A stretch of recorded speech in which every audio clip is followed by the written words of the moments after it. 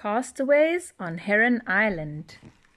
This is another story from the New Adventures in Fern Hollow, written and illustrated by John Patience. Let's have a look at the map of Fern Hollow.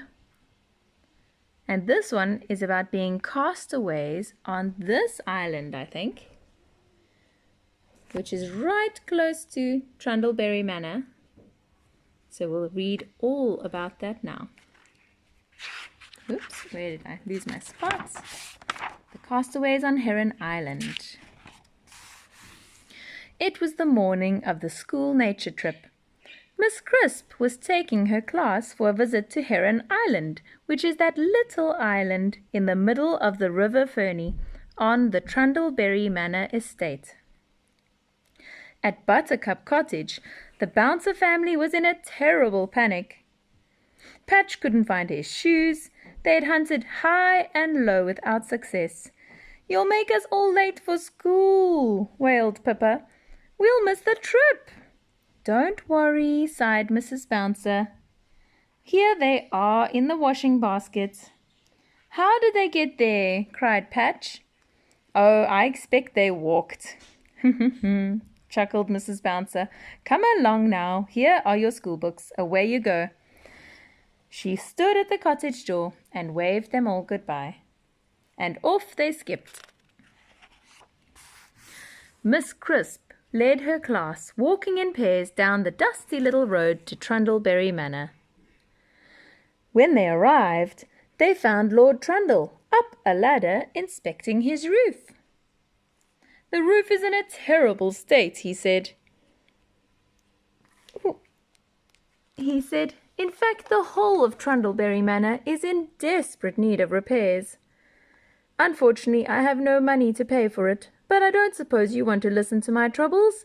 You've come for your nature trip to Heron Island, haven't you?"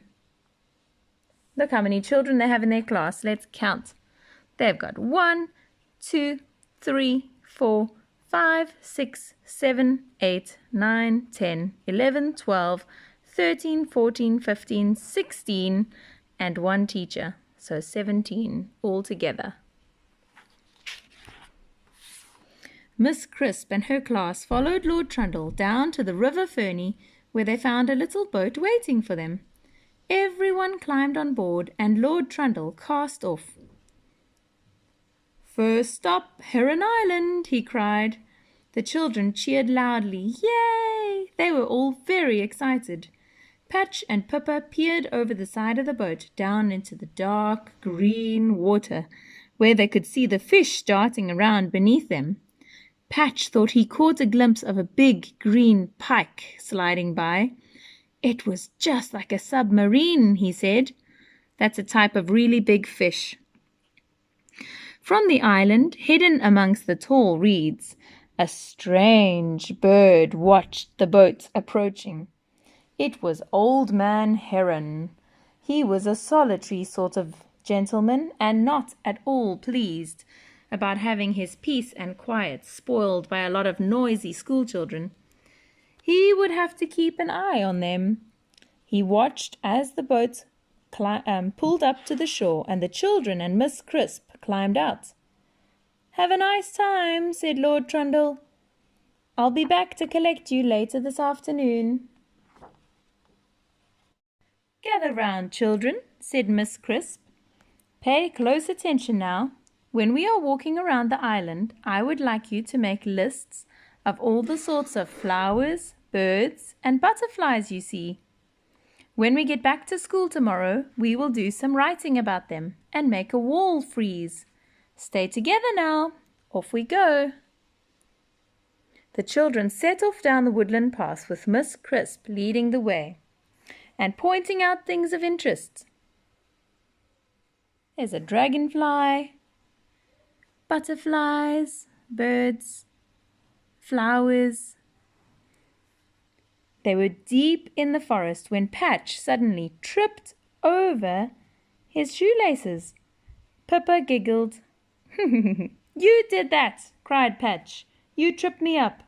"Of course I didn't," said Pippa. "You did," growled Patch, and the next moment they were fighting.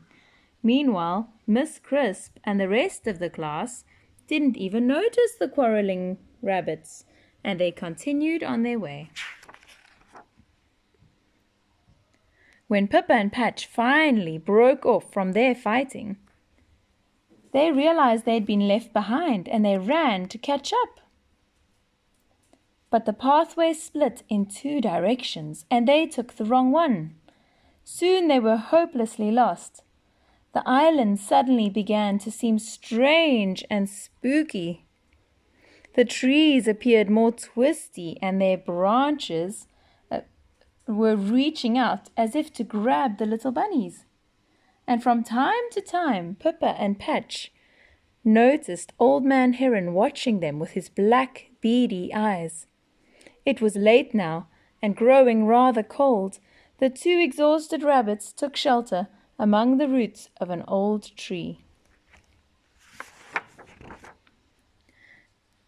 As they huddled together to keep warm, Patch and Pippa heard a rustling in the undergrowth, and out stepped Old Man Heron, looking very severe. "I've been watching you," he said. "You've been very silly. Your teacher and the rest of your class left the island long ago without noticing you were missing." "Then how will we get home?" wailed Pippa. "We are marooned, castaways." "Don't worry," said Old Man Heron. "I know a way. Follow me." Pippa and Patch followed the strange bird to a hollow tree with steps inside it, leading down into the earth. "Take this lantern and follow the tunnel," said Old Man Heron. "It will lead you to safety." The rabbits thanked the heron, said goodbye, and crept down the steps. The tunnel was narrow and low, and it seemed to go on forever, but at last it came to an end, and there, above their heads, they found a small doorway. Patch pushed it open. The rabbits climbed through the doorway and found themselves standing in a peculiar room, filled with all kinds of interesting objects.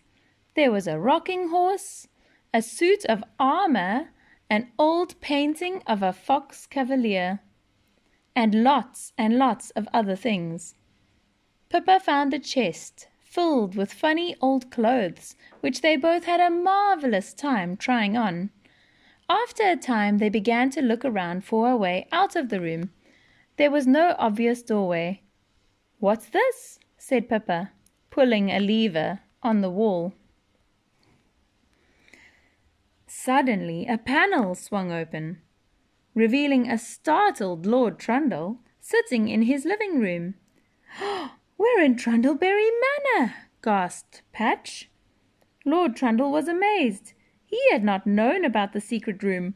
"Good gracious!" he exclaimed, noticing the painting of the cavalier.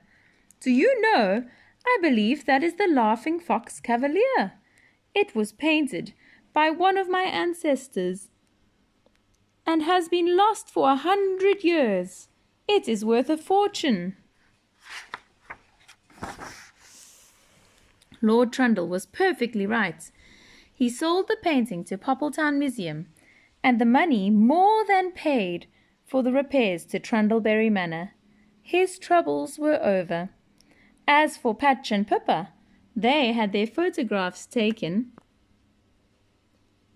with the Laughing Fox Cavalier by the Poppletown newspaper. The headline above the photograph read, "Castaways on Heron Island find famous picture." The end.